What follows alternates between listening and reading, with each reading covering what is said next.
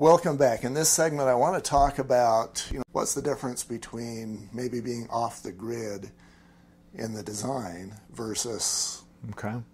I'd say more people that are going to be off the grid will be in your rural areas, some place where the infrastructure for the electricity is just not there. At this point, most people there that do solar will have some type of backup generator, a diesel generator, natural gas generator for backup at this point. There will be in the future, and you can get them. There's a lot of talk in the market about Tesla batteries and things like that.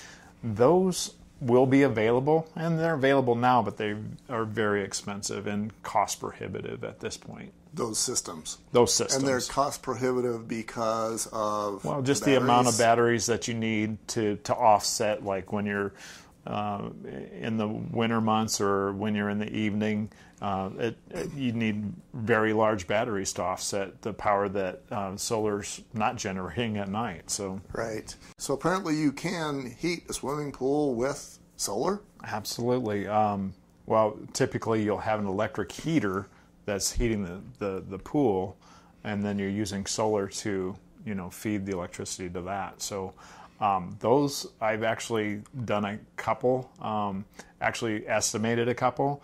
They use a tremendous amount of electricity. I would imagine. I had one customer that they use 24 kilowatts per day on average.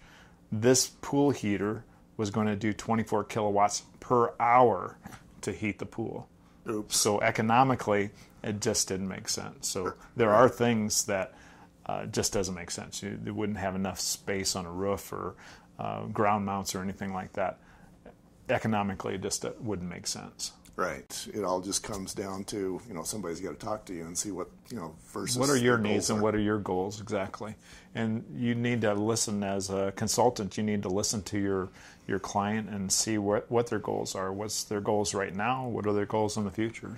So that, to me, becomes one more sign that we can look for in the salesman is, does he show up at the door and tell you what you need, or does he spend a good amount of time listening to what the needs are before he starts recommending? Current and future needs. It's all about doing your best for that customer. So right.